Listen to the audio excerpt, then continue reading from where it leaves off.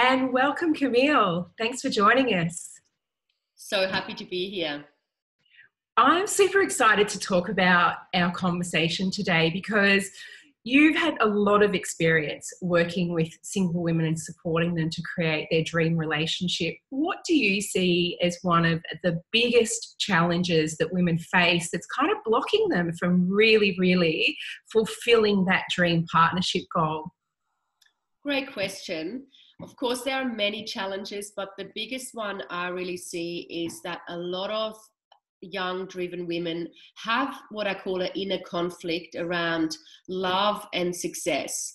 So a lot of women I work with either believe that they can have this thriving business, this thriving career, or they can have a beautiful, loving relationship where they may be a little bit more in the shadow of a man, and they're a bit more, nearly like a bit more of it's more of an old-fashioned kind of relationship, because they lack role models around what it could look like for them to have both. So a big conflict is that inner conflict around, okay, can I really have the cake and eat it too? And then because of that inner conflict, they often choose what they feel is easier to control, which is really going for it in their career and or in their business, which of course is a great thing. However, of course, why would we want to miss out on having a relationship as well? And if we are, how would someone know? So we obviously all want to succeed. We're all really encouraged to fulfill our goals in terms of our career. How would someone know if they are sort of taking that perhaps too far and it might be impacting their ability to also form that beautiful relationship as well? What would that sort of look like, do you think? It's a great question. I mean, there's a few different things, but one maybe alarm bell would be that a woman might consciously decide, okay, well, maybe relationships are not for me, and she might just really put it into the too hard basket. So it might actually be that the decision was actually made consciously. The other potential way that it might manifest is that a woman might use a lot of what are called love substitutes. So, for example, she might over push herself with her career. She might always be at work till like 8 or 9 in the evening. She might drink a lot, to sort of feel a bit of that potential void void that she might have.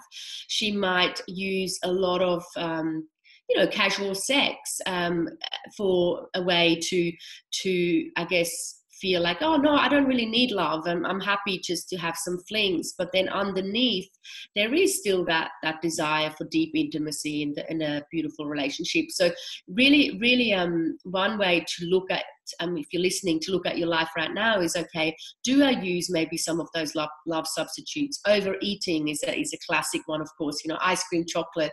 A lot of my clients, when they first chat with me, they say, well, I don't, in the evening, even though my life's great, but when I sort of wind down, I do just end up eating way too much ice cream and chocolate, which again can be a real substitute for what they're really actually longing for.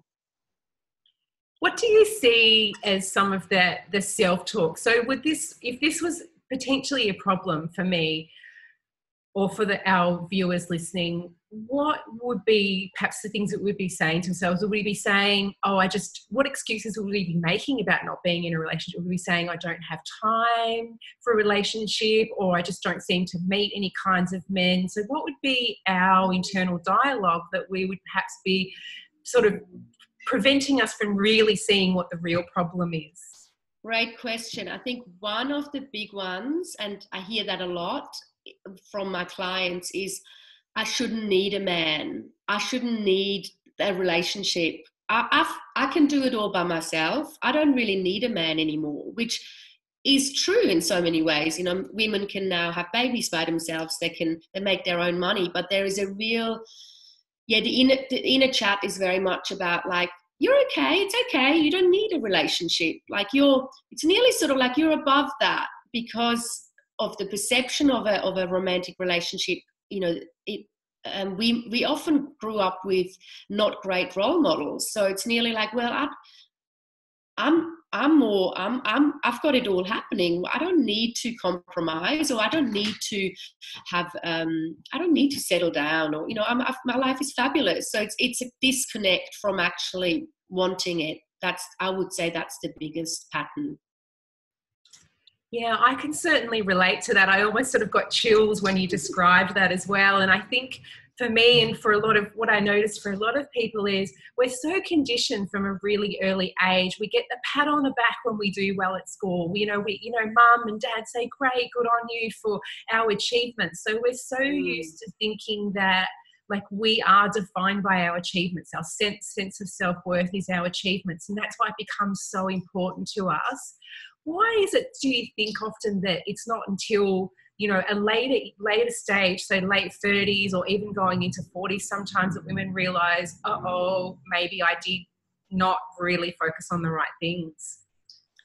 I think part of it is potentially hormonal changes, that sort of going into, late 30s, early 40s, like that, with even just, I guess, and also just being really aware of our youth as well. So, we're similar age, and it's that thing of, okay, well, I'm not maybe, we're still beautiful, but we have that chatter around, like, oh, well, I'm not as skinny, or I'm not, even the casual sex sort of strategy, it might not sort of be the same anymore, because we sort of do feel like, okay, well, we're not 20 anymore. So I guess it's an awareness of time, and then the hormonal biological clock actually it is real, unfortunately. So for women who do want to have babies, the stats do show that it does get a lot harder, from sort of late 30s, and definitely a lot harder in our early 40s.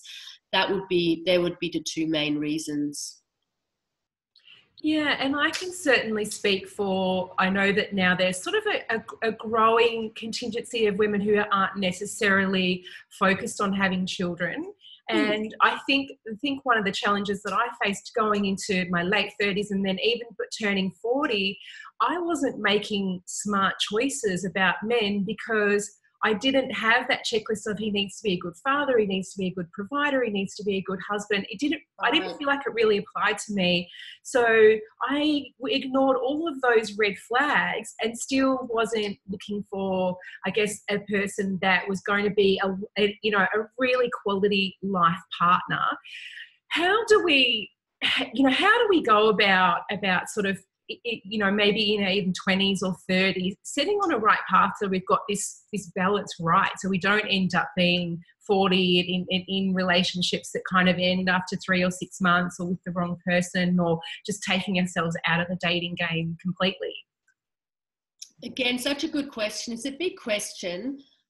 I think one thing to really focus on is to get very clear on your ideal relationship. So really, to really get clear on, how do I want my life to look like, even if I don't want children in my 40s? Like, what will that look like? What kind of person would I really like to share my life with? So really getting clear of vision.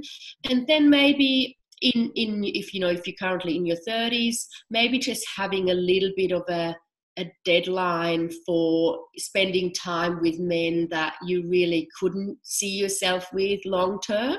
Maybe still having a little bit of fun, but just, I often use deadlines with my clients, where, if it's not going to go anywhere, just wrap it up after 3 or 4 months. So I guess just not being super, super obsessed about, okay, I need to find the right man for the rest of my life, but just being aware of, okay, maybe it's time now to sort of stop seeing the bad boys, because that's not going to serve me, in my, in my late 30s. So just, I guess, having that awareness is definitely important. Yeah, beautiful. One of the challenges I think that a lot of us face is, and you touched on this when we first started the conversation, is we don't really have a lot of really awesome models. And if you do, I think you're really lucky if you have, you know, a family member or a friend who's in a beautiful, conscious relationship. So I guess we can sort of set out a bit of a dream or a vision or write, you know, perhaps a checklist. But how do we really connect into a vision and get clear on what we want when perhaps we don't really know what we want, or we haven't really seen examples of what we want in a relationship before, or really had a great relationship before? I think the best way to do this is really by having a mentor like you know, having a coach. The best way is to be guided through process. However, I think what's really important is to emotionally connecting to the vision and really exploring the values of what you really want to experience. And it does need to be an embodied, connected experience. So it's very much about exploring, okay, what do I actually want to feel? Like, even when I talk to potential clients and they describe the ideal relationship, when we get deeper to the bottom of why they actually want a relationship, often there's certain themes, like I want that sense of belonging, or I want that sense of purpose where I build a future with someone. So I think it's really important to connect to the deeper themes of what you actually want to feel, through that vision. And it's not just a mental, okay, well, this is what I want. So it needs to be deeper than that. How does someone go about doing that? What are the steps we can take to go from it being an idea to really connecting to that vision? Well, what I am actually sharing a beautiful resource as part of the summit, where I'll be guiding, as in the recording, I'll be guiding the beautiful women in how to connect that. So that's one way. That's one way they can really get that experience and really connecting to that future vision, and having that identity shift of what they thought, you know, like really letting go of old beliefs and seeing themselves in a new light where they can have the cake and eating it too. So there is a great resource that you'll all have access to.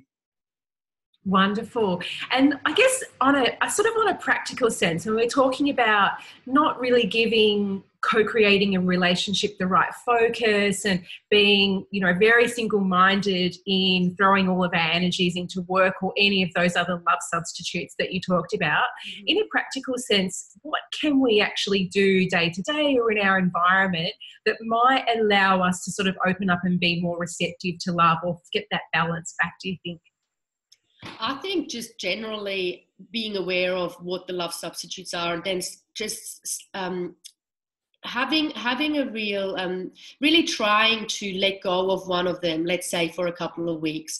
And just to give you an example, one of my clients, she keeps herself super busy every weekend. She always catches up with 4 or 5 friends on Saturday, activities on Sunday. So what we're currently working on is her not having anything on Sundays, just having space to herself, and then for her to be able to be spontaneous. She can still, you know, do things she enjoys, but she doesn't have that crazy schedule. And that is one of her love substitutes, because she just keeps her schedule so packed that she never has to really connect to her emotions. She's never sitting in that space of, oh wow, you know, let's see what can happen today, or really connecting to her desires, or connecting even to gratitude. So that she's got that real pattern of always keeping things super, super busy. So that's one thing you could do, really, if that's your pattern, just not having anything planned on the Sunday. If it's eating, you know, or drinking too much, just maybe keeping a couple of evenings where you don't have that ice cream in the fridge, and then really connecting to, okay, well, how do I feel now? I don't have the ice cream. what does that trigger in me? Maybe doing some journaling. Oh, I actually feel quite uncomfortable right now. You know, really diving deeper into the uncomfortable feelings and then just exploring that, giving it space. Yeah, and that brings up a really important point too, when we take away those substitutes and we feel, you know, almost that, you know, we have to sit with the feelings and feel with, for a lot of women, they sometimes feel a sense of emptiness, like it becomes really real for them that they don't have a partner.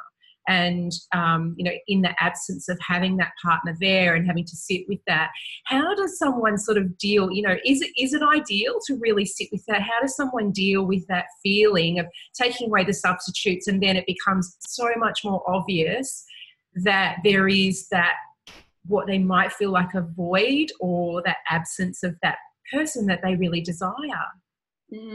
I actually believe that it's gold to do that.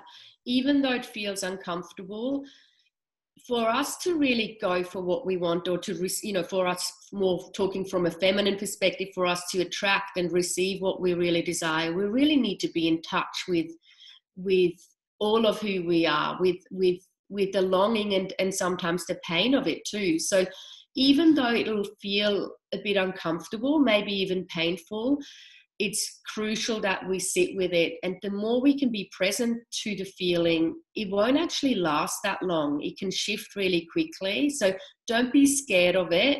Really sit with it and go, oh, wow, this is interesting. Let's just explore this a little bit more.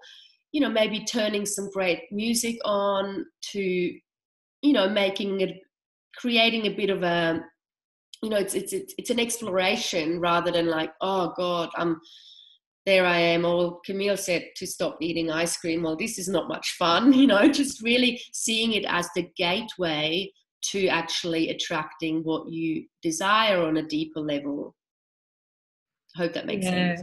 It does. It does. It definitely can feel really uncomfortable leaving that space and really feeling the void. And it probably brings up a lot of other things for girls as well, like the whole, you know, I'm not good enough, I'm not worthy, no man's ever going to want me, all of those kinds of things, which we're going to be working through in this virtual retreat, which is awesome. But do you have any advice, any other advice for how, when we do sit in that space of feeling the absence of a man, you know, is there anything else we can do to move through that? Yeah, that, I guess, that uncomfortable feeling, perhaps even some sadness comes up. What would you suggest? A couple of things. Definitely writing it out, just really getting pen and paper out, just writing it all out. Again, I'm a deep believer of the more we can embrace it and the more we can stay present to it in the moment, it will shift. So really just getting it all out, getting into the darkness of it, of like, oh, actually part of me really doesn't feel like this is ever going to happen. It's like, oh, wow, interesting. And just keep on going with that. Another piece of advice would be, this is a great opportunity to reach out to a really good girlfriend and actually being honest and have that conversation of like, I'm really struggling right now. I've actually realized I do want a relationship and I've got all this sadness coming up. I think whenever we reach out to friends that we trust, we often find that they're going through a really similar thing, and it creates more deeper, more meaningful connections, which is part of what we long for. So actually having that experience with a girlfriend of really being true to ourselves, we often think that we sort of need to hide our weaknesses or vulnerabilities, that we're not going to be as fun or attractive to our friends even, but the opposite is true. Like, how often have you had a conversation with someone and she's, a friend, and she's opened up about something she was struggling with, and then it ended up being this beautiful, rich conversation, and you might have shared something you maybe never shared before. So that would be a suggestion as well. It's a really beautiful point that you raised, Camille, as well. It's only in that space, in that absence, and really, allowing ourselves to feel vulnerable and some of those things to come up, that we actually really, become aware of how much we do deeply desire a relationship. And like you said, we often put in so many pieces in place in our life so that we don't feel that. We don't really allow ourselves to really believe and feel and notice and desire and want that beautiful partner as much as what we deep down really do. So what I'd love to do is if you could just give us a brief description of what the process is that you're going to share with the girls, that's going to be able to be downloaded underneath the video, that will really help them actually connect into that. So the process is, and I am actually still creating it, to be honest, but I know exactly what it's going to look like. So the process is about really connecting, first of all, with the desire. And I've got a process that I've created quite a while ago, where you're really connecting to different parts of your body, your heart, lower belly, for you to be really grounded and actually feel that desire as a feeling rather than the vision. So I'll guide you through a process where you're really connecting to the desire from that physical kinesthetic aspect. And then I'll be guiding you through a visualization where you are going to visit your future self. So the woman who already has that relationship 3 months from now or 6 months from now, whatever timeline you want to give it. And you're really visiting her and getting the real clear vision of what that will feel like. Again, focusing on the feelings, what will it look like?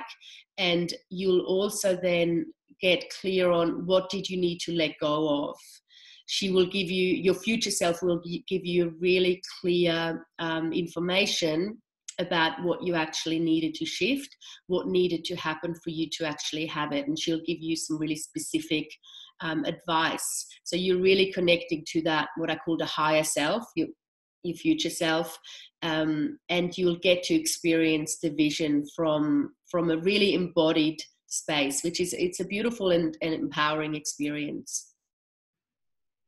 Amazing, and really, really important in terms of being able to really manifest and move towards that beautiful relationship for those that have been feeling stuck and blocked. Thank you so much, Camille, for providing such a beautiful, transformative process for us, for sharing all of your amazing wisdom with all of our girls who I'm sure have had quite a few moments where they've gone, that's possibly me.